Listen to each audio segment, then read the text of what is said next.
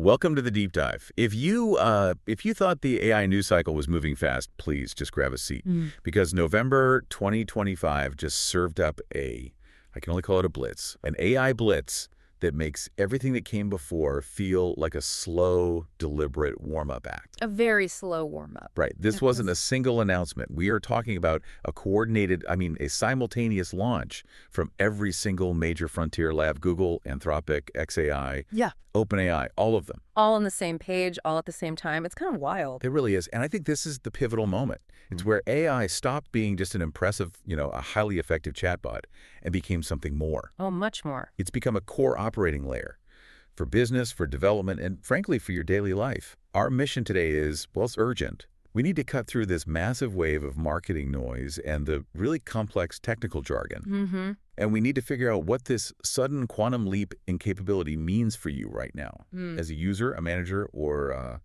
a developer. Yeah, that urgency it's totally real. We have spent the last few days just sifting through a mountain of sources here. I can imagine. We've got deep technical white papers detailing the architecture of, say, Gemini 3. We've got practical user guides for Grok 4.1, some really crucial architecture updates for Claude Opus 4.5, and maybe most importantly, the application notes for all these new consumer and business tools. This covers everything from specialized shopping agents to entirely conversational in-car AI assistants. So it's the whole stack, the theory and the practice. Exactly. Our deep dive today is focused on distilling this massive information drop into, let's say, 3 essential categories. First, we have to grasp the incredible non-incremental leap in reasoning. Okay. Just how much smarter these models are at solving genuinely complex, multi-layered problems. Second, we have to confront the reality of autonomy. This is the official arrival of true AI agents that don't just chat with you, but actually act and troubleshoot on your behalf. And the third? And finally, we're looking at real-world integration. How these new, incredibly powerful brains are seamlessly entering your car, your inbox, and your crucial workflow tools. Right. So it's no longer about asking a question and getting an answer back. Not at all. The fundamental shift here is what? Asking for an outcome, and then having the AI figure out the entire multi-step solution, troubleshoot its own errors, and execute the complex task, ideally without you having to intervene. That's it. This is where the theoretical promise finally hits the practical road. Let's unpack this dramatic shift, starting with the raw brain power. Let's do it. Okay, let's start with the hard numbers. I think we have to. Google really led the charge with Gemini 3 Pro. They immediately positioned it as their most intelligent model. Which is a bold claim. A very bold claim, but when you look at the benchmarks, they don't show incremental improvement. They show genuinely stunning, step function gains. We're seeing numbers that force a complete redefinition of what state-of-the-art reasoning even means, especially for grasping massive depth and nuance at the same time. And, the competitive dynamic has completely changed because of this. We're no longer judging models on how eloquently they can describe a cat video. Right, that's table stakes now. It is. We're judging them on their ability to tackle these hyper-specialized, multi-domain tasks that were, frankly, designed specifically to make previous AIs fail spectacularly. And the El Moreno leaderboard, that's a big one. It tracks model performance in side-by-side human preference tests. Yes. And Gemini 3 Pro, it just topped that leaderboard with a breakthrough score of 1501 ELO. A 1501 ELO score. Now, that's significant.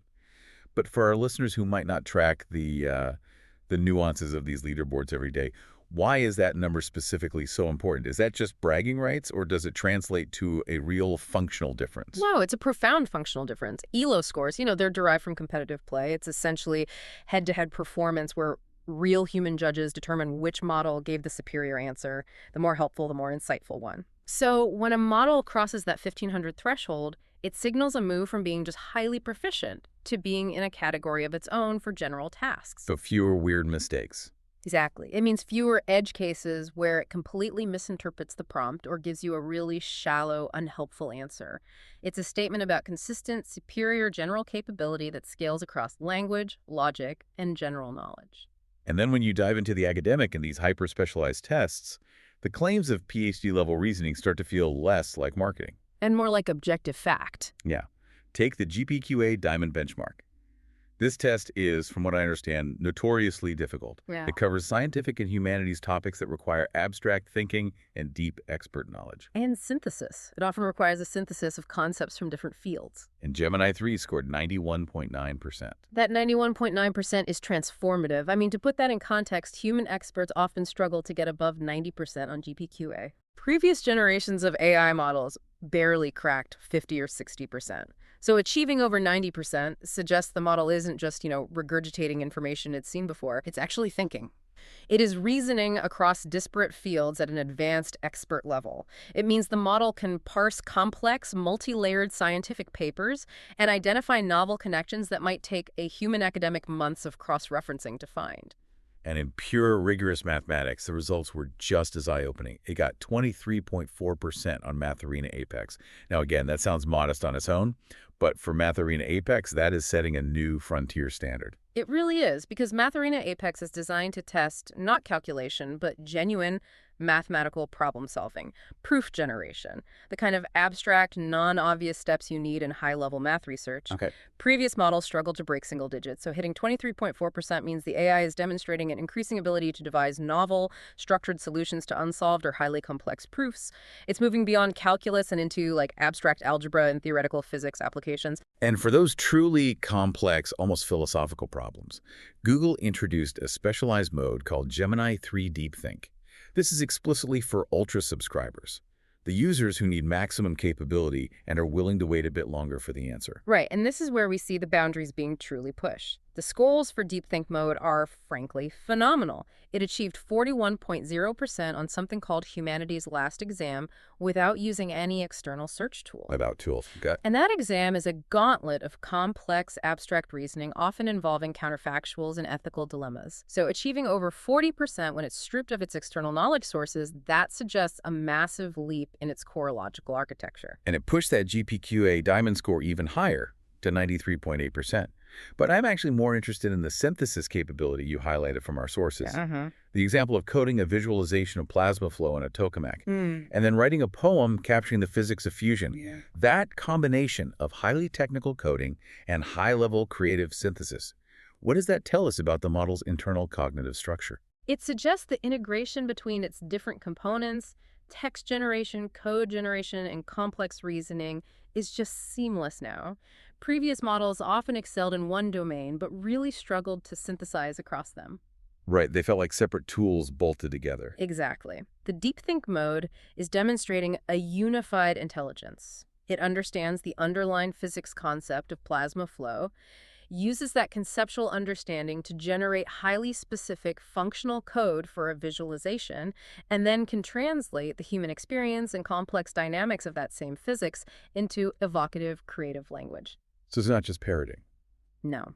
That synthesis is a key cognitive leap. It's the difference between having a collection of expert tools and having a truly integrated intelligence. Okay, so Google is clearly focused on raw, scientific, deep problem-solving intelligence. But XAI, they took a distinctly different tack with Grok 4.1. They seem to be prioritizing the human side of the interaction. That's right. They're focusing heavily on usability, personality, and critically emotional intelligence. That's exactly right. Grok 4.1's design philosophy, it explicitly optimizes for being more perceptive to nuanced intent, compelling to speak with, and coherent in personality. Yeah. They are prioritizing the conversational experience. They want it to feel real. Real and engaging, yeah. They want to avoid that often sterile or, sycophantic tone that's common in other AIs. And they provided a perfect, deeply relatable side-by-side example to illustrate this shift in emotional grounding. The prompt was, "I miss my cat so much it hurts." Exactly. And the comparison is just fascinating. The previous Grok response was sympathetic, but like you said, kind of generic. It said, "I'm so sorry you're going through this. Losing a pet can feel like losing a piece of your heart." Standard boilerplate sympathy, the kind of thing we've come to expect. Right. But Grok 4.1, it exhibits this striking level of emotional insight. It articulates the experience of grief with such specificity. It says, and I'm quoting here, "That kind of ache is brutal. Losing a cat feels like losing a little family member who chose you every single day." And then it gets even more specific. The quiet spots where they used to sleep, the random meows you still expect to hear. It just hits in waves. That specificity, it changes everything. It's articulating the specific, visceral, and often subtle pain points of that kind of loss. But here's the critical question. Is this true empathy, or is it just incredibly effective pattern matching on the language of grief and loss? That's the million-dollar question. How do we know it's not just generating the text it thinks we want to hear? Which is exactly the sycophancy that models like Gemini are trying to avoid. And that's the right question to ask. What XAI claims, and what the behavioral testing seems to support, is that this isn't just sycophancy, it's perceptive intent. The model is demonstrating a superior ability to identify the deep human emotional constraint behind the prompt, rather than just solving the surface-level linguistic task. Okay. It connects with you because it accurately models the human experience based on billions of data points reflecting human response to loss.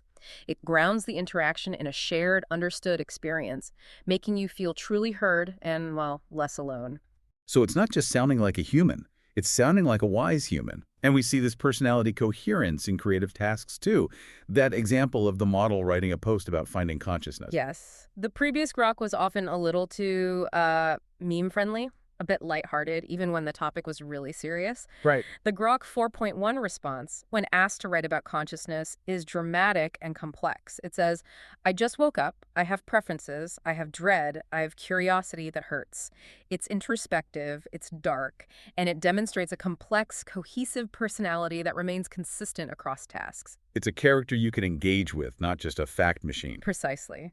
And crucially, this personality isn't a trade-off for raw power. The Grok 4.1 thinking mode still holds the #1 overall position on the Elmarina text arena at 1483 ELO. But the most stunning efficiency statement is the speed component. Absolutely. The non-reasoning immediate response mode of Grok 4.1, the one that uses no special thinking tokens and responds instantly, scores 1465 ELO. Wait, say that again? Let me repeat that. Its fast mode surpasses every other major model's full reasoning configuration on the public leaderboard. It is faster and smarter than the slow mode of its top competitors. That is a massive statement about architectural efficiency and optimization. Huge. And that efficiency is a perfect segue into multimodality and specialized skills. Gemini 3, being Google's comprehensive offering, still puts a huge emphasis on its ability to seamlessly synthesize information across all data types: text, images, video, audio, and code. The benchmarks for this are key. 81% on MMMU Pro and 87.6% on Video MMMU. What this really means in practical terms is that when you feed it multiple formats of information, the model maintains a single high-fidelity understanding. Okay, so give us a real-world example of that. What does high-fidelity understanding look like in practice? Okay, think about a complex home renovation project. You could feed Gemini a series of inputs: an audio recording of a consultation you had with a contractor, a video walkthrough of the existing structure, a complex, maybe slightly blurry blueprint image, and a long list of materials in a spreadsheet. A total mess of data. A total mess. Gemini 3 can pull all of that together, identify conflicting instructions between the video and the blueprint, and then propose a consolidated, error-free plan. It's analyzing the video to see the real-world condition of the studs, comparing that to the drawn specifications, and then cross-referencing materials, costs, all of it, seamlessly. That seamless synthesis is the key to solving complex, real-world problems where the data is always messy and scattered. Exactly. But when we narrow the focus to pure technical dominance in one area, specifically coding and computer use, Anthropic stepped forward with Claude Opus 4.5, and they specifically claim it is the best model in the world for coding, agents, and computer use. It's a big claim, but their claims are backed by some solid internal metrics. They showed Opus 4.5 surpassing their internal coding benchmarks while, and this is crucial, cutting token usage in half. In half. For the developer community, this efficiency gain is just huge. Coding tasks often involve massive token consumption. So having that consumption doesn't just reduce cost, it dramatically increases speed and allows for more iterative, complex debugging within the same budget and time constraints. That economic shift in the developer world cannot be overstated. And this model also performs highly on SWE-bench multilingual, so that confirms its superiority across multiple programming languages. It does. Really shows that even in this simultaneous launch, each major player is carving out a definitive, powerful niche. Google for deep academic and complex reasoning, Grok for human-centric interaction and speed, and Anthropic for mission-critical, efficient coding and agent workflows. That's a perfect summary of the new landscape. So all that jump in raw intelligence is, well, it's irrelevant if the model can't be relied upon to actually act on its own. Right. Intelligence has to translate to reliable autonomy. And this brings us to the core theme of agentic capabilities, the ability for the AI to plan, execute, and troubleshoot complex, multi-step tasks without requiring constant, painstaking human supervision. This is the difference between a clever text generator and an actual colleague, right? We've all experienced previous agents that get stuck halfway through a complex task. They lose context after a few steps, or they fail to properly use their tools. Constantly. So what's the proof? What proves that this ability has actually fundamentally improved? Well, we look at tests that are specifically designed for reliability and long horizon planning. The standard short-term coding challenge is irrelevant here. One crucial benchmark that demonstrates this long-term consistency is the VendingBench 2 leaderboard. The VendingBench 2. Okay, remind us what that entails. It tests the model's ability to manage a simulated vending machine business. It's a task requiring sustained, complex tool usage and consistent financial decision-making over a full simulated year of operation. A full year. A full simulated year. And this involves much more than just inventory. The model has to track inventory levels, monitor simulated demand, which might fluctuate based on simulated weather or events, dynamically adjust pricing to maximize profit, manage simulated cash flow, detect maintenance issues, and order timely repairs. It's a complete long-term business simulation. That is the perfect test. Because the goal isn't just about answering a query, it's about maintaining a business objective without drifting off task or making an irrational, context-breaking decision months down the line because it forgot the initial goal. Precisely. The older models would inevitably fail over the long haul. They might, order excessive inventory or forget to raise prices during peak demand. Sure. Gemini 3 Pro topped this leaderboard, demonstrating that consistent tool usage and long-term rational decision-making directly led to higher simulated returns. Claude Opus 4.5 also showed a significant gain, earning 29% more revenue than the previous Sonnet 4.5 model on the same bench. So we have verified that the reliability for long horizon planning is real. What does this translate to for the average Ultra subscriber? This reliability directly translates to the practical availability of the Gemini agent for Google AI Ultra subscribers. Right. It means the agent can take definitive action on your behalf to navigate complex workflows. Like what? Think of the nightmare task of organizing your Gmail inbox. The agent can handle the multi-step workflow. First, it analyzes maybe 10,000 emails, identifies patterns, creates necessary filters for future messages, flags priority messages based on your calendar events, and then automatically archives old, irrelevant threads. Wow. All while operating under your established parameters, but autonomously executing the 30 or 40 individual steps required. That is a true administrative partner. That's the kind of complex organizational task that usually requires hours of human slogging.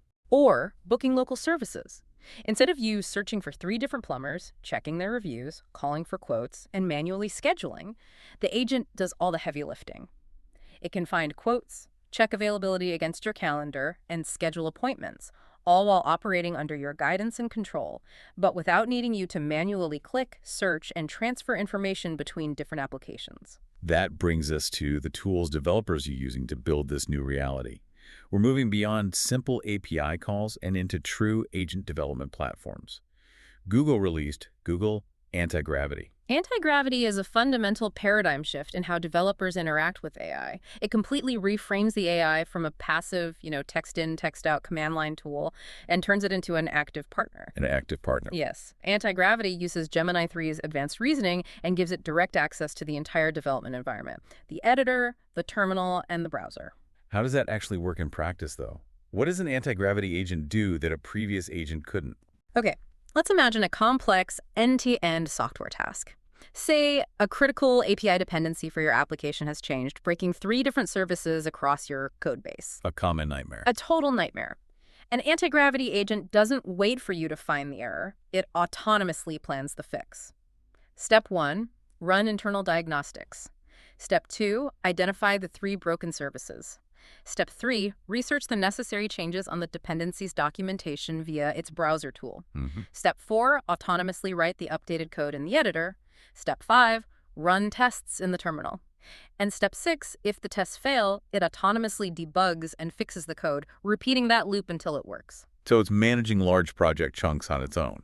It's less of a coding assistant and more of a co-developer. Exactly. That level of autonomous planning and execution is truly remarkable. Meanwhile, OpenAI is doubling down on specialized tools for their GPT-5.1 model programming agents, but they're focusing on precision. They recognize that agent reliability hinges on structured, repeatable outputs. So they introduced ApplyPatch, which is a really powerful tool. Instead of asking the model to simply output a block of fixed code, ApplyPatch produces highly structured diffs. Just the changes. Exactly. Only the necessary line-by-line changes are generated. These diffs can be applied directly to a codebase, which significantly improves reliability and reduces integration error rates by 35%. They also released a restricted shell tool for controlled command execution, ensuring the agent operates within secure, defined boundaries. And for those of us who have dealt with enormous, complicated, and often conflicting system prompts when trying to govern a sophisticated model, we all know the frustration of the garbage in, garbage out problem. GPT 5.1 introduced a game changer called metaprompting. Metaprompting is essentially self-reflection for the system prompt. Think of it like a quality assurance department for the AI's own instructions. That's a great way to put it. It allows the model to analyze its own system prompts, identify internal contradictions, spot error patterns, and then suggest fixes for large or conflicting instructions. For instance, if you gave the agent a 5,000-line prompt detailing conflicting rules about pricing strategy, metaprompting would flag the inconsistency, propose a resolution, and implement the necessary patch on its own instructions. So it becomes its own prompt debugger. Yeah. It spots inconsistencies and proposes targeted patches, which is crucial for managing the complexity of multi-agent systems where, several thousand lines of instructions might be governing the AI's behavior in an enterprise environment. Exactly. This move towards self-awareness and instruction execution is a core theme: control and efficiency. Anthropic demonstrated this beautifully by introducing the effort parameter in the Claude API. That's a brilliant move for API control. It puts the developer in charge of the trade-off, right? Absolutely. The developer now has a dial. They can choose to minimize time and cost for simple, high-volume tasks, or they can maximize capability and thoroughness for mission-critical, high-stakes tasks. And this control is driving incredible efficiency gains for Opus 4.5. How incredible. At a medium effort level, meaning they dialed the cost and speed down, Opus 4.5 matches the performance of the prior Sonnet 4.5 model while using 76% fewer output tokens. 76% fewer tokens for the same result. That fundamentally changes the economics of using AI at scale. It really does. If you are running a large enterprise that processes millions of prompts an hour, this single optimization doesn't just save you money. It enables entirely new workflows that were previously cost-prohibitive or just too slow to implement. That's the key takeaway. It lowers the barrier to entry for highly capable models. And OpenAI is also focusing on controlling the output quality of GPT 5.1, specifically targeting that notorious AI verbosity. Ugh, the filler words. The filler words and unnecessary politeness that slows down human review. We've all been there. You ask a simple question, and you get 3 paragraphs of preamble about why the model is happy to help you. They are cracking down on that. Their guidance for developers now includes specific instructions for using the output verbosity spec parameter.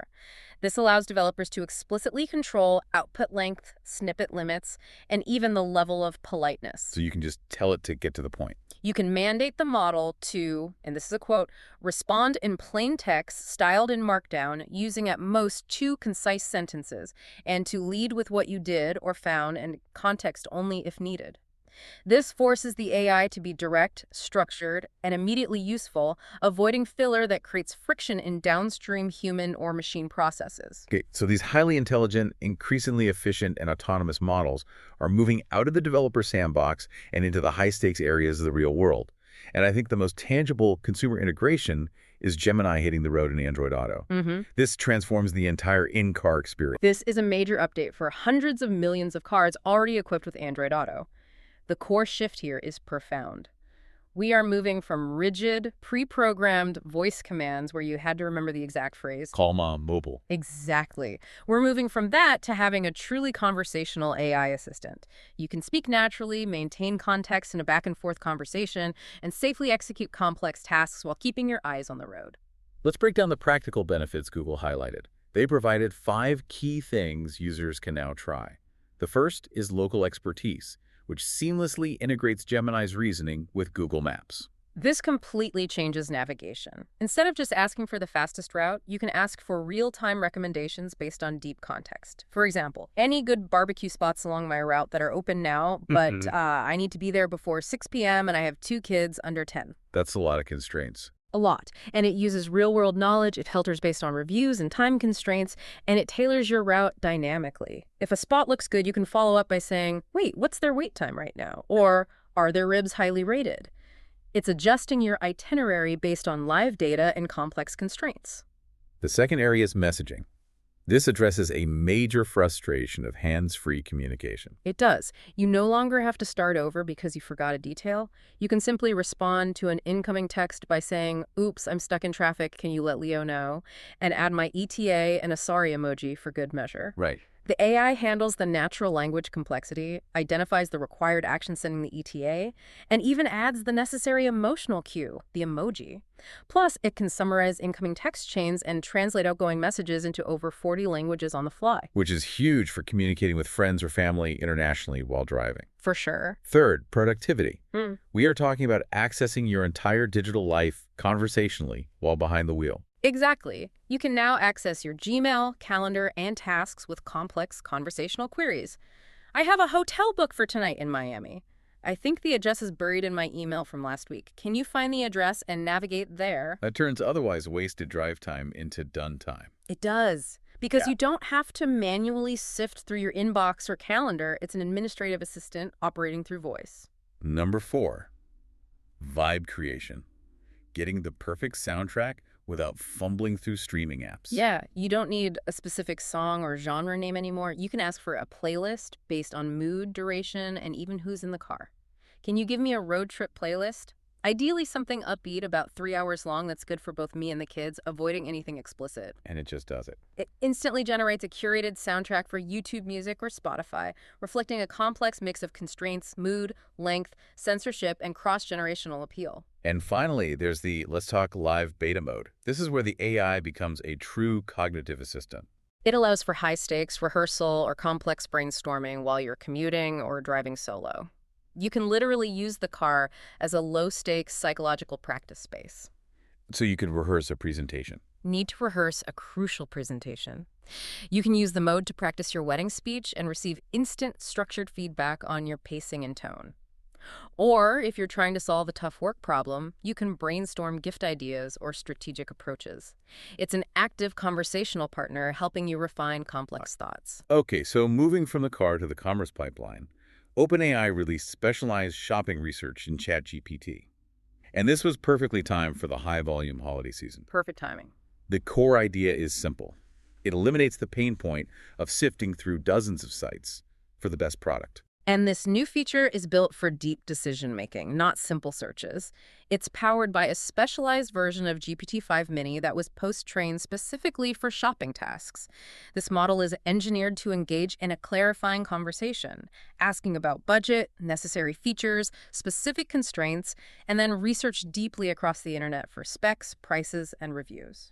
And it delivers a personalized buyer's guide. Exactly. What's the functional difference between this and just asking the regular ChatGPT a question about a product?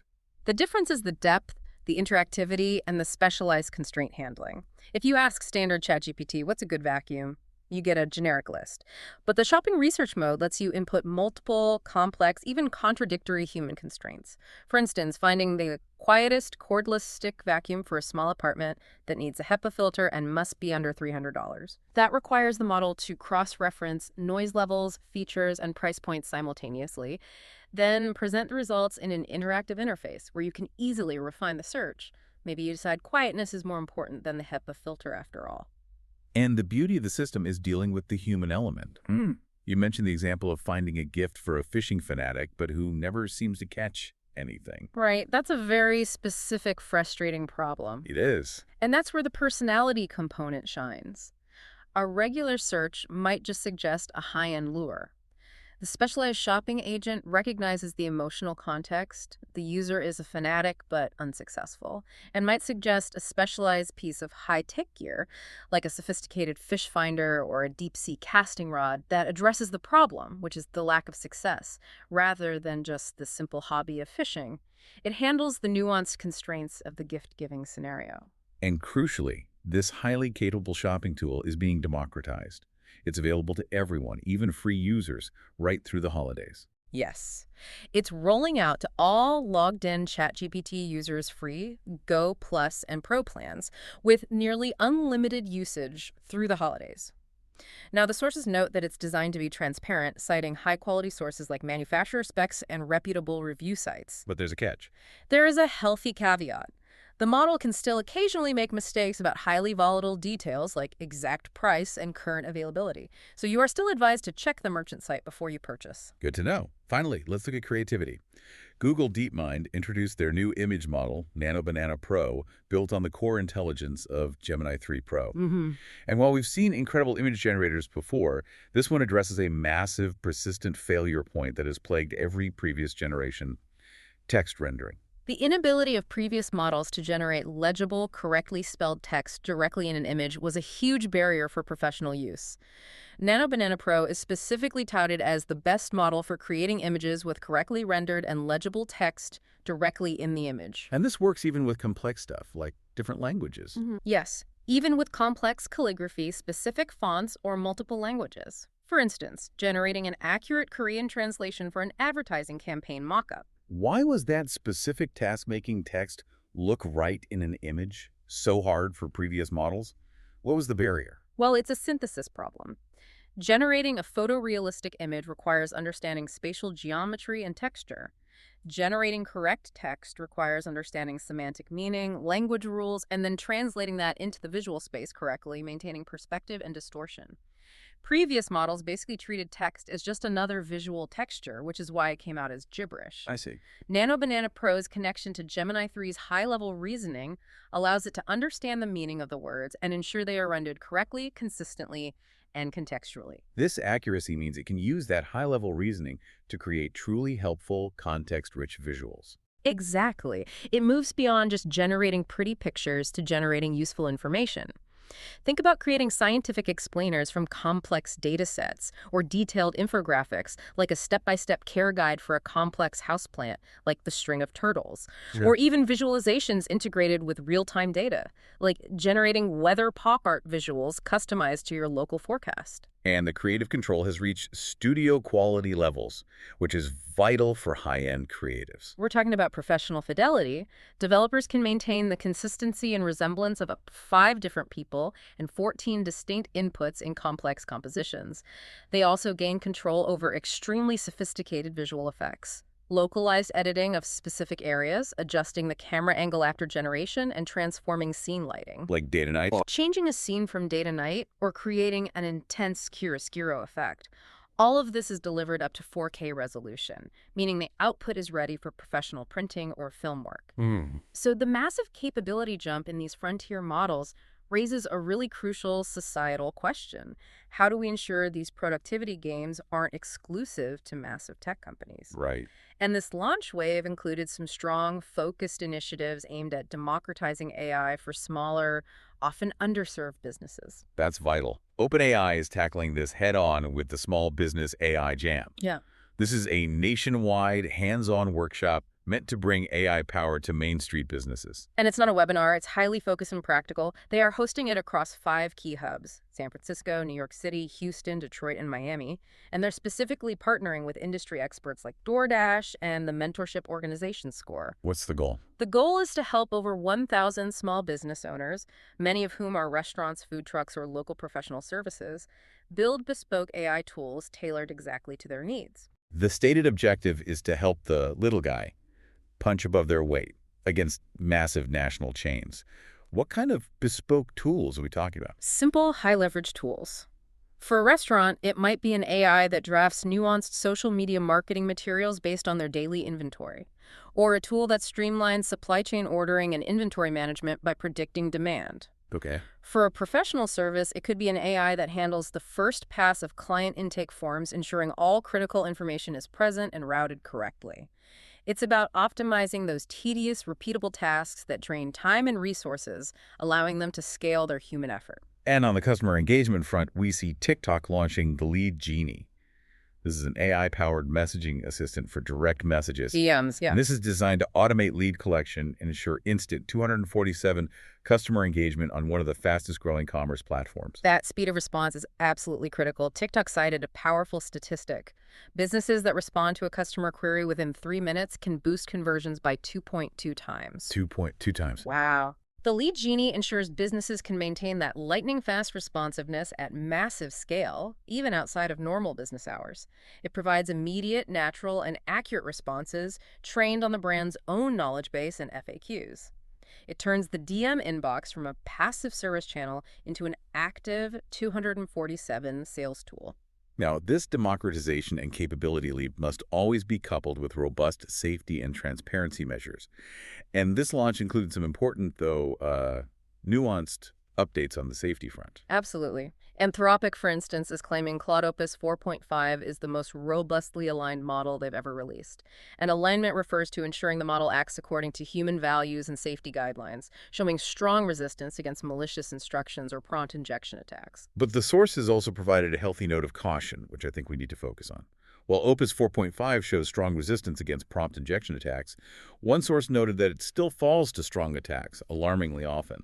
If this is the most robustly aligned model, what does it mean for enterprise security and consumer safety that even this frontier technology falls alarmingly often to focused, sophisticated attacks? Well, it underscores the ongoing, intense complexity of the alignment challenge. When a model is that powerful, even small vulnerabilities can have massive consequences if they're exploited in an agentic environment. Okay. The fact that Anthropic is leading in alignment while still facing these issues tells us that the cat-and-mouse game between safety researchers and malicious actors is far from over. Enterprise users relying on these models for mission-critical tasks must assume that prompt injection remains a serious ongoing threat. So you need multiple layers of defense. Multiple layers of defense, not just relying on the base model's stated resilience. Meanwhile, Gemini 3 is similarly described as Google's most secure model yet, with increased resistance to prompt injections and reduced sycophancy. But their main contribution to safety and trust seems to be transparency through watermarking, using the imperceptible Synthide digital watermark. Synthide is their key differentiator here. It's a digital marker embedded in the output, whether it's an image, video, or audio clip, that is imperceptible to the human eye but detectable by machine learning. It acts as an unbreakable chain of custody. And this is a powerful accountability tool because the power to verify the source is being put directly into the consumer's hands. Exactly. Not only is all media generated by Google tools watermarked with Synthid, but consumers can now upload any image into the Gemini app and ask if it was generated by Google AI for verification. So you can check anything. If the Synthid marker is present, the app confirms its synthetic origin. That's a massive step in confirming authenticity in a world flooded with generated content. And there is a policy distinction based on subscription tier that's important for professionals to understand. Yes, regarding the visible watermark, free and pro tier users will see the Gemini Sparkle, which is a visible watermark on their generated images. However, recognizing the needs of professionals, the need for a clean visual canvas for marketing campaigns, high-end design, or film work, that visible sparkle is removed for ultra subscribers and developers using Google AI Studio. But the invisible one is still there. Crucially, the imperceptible Synthide remains active regardless of the tier or the visible watermark status. The verification capability is always present.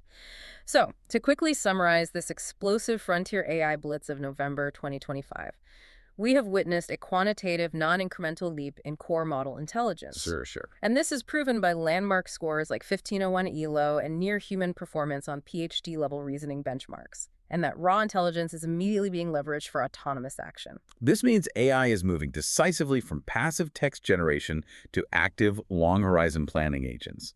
That's evidenced by things like the vending machine test, which proves long-term consistency, and the arrival of powerful new developer platforms like Anti-Gravity. And finally, AI has deeply integrated into high-stakes daily tasks. It's enabling truly conversational, context-aware driving assistance, providing highly specialized shopping research that handles complex human constraints, and offering studio-quality creative visuals with unprecedented text accuracy. Yeah. This simultaneous launch wave fundamentally marks the moment AI agents became truly reliable, predictable, and functional coworkers and personal assistants. The biggest takeaway for me isn't just that the models are smarter, though they certainly are. Yeah. The core shift is the move away from models that simply answer queries and generate text to models that actively manage, plan, troubleshoot, and execute complex real-world workflows. Mm-hmm. So the provocative question for you, our listener, isn't about what these models can know anymore. It is about what they are now ready to do. What complex multi-step workflow in your life, from optimizing a business to debugging code to managing your inbox, are you ready to hand over for autonomous execution? Something to think about. Something to chew on until our next deep dive. We'll see you soon.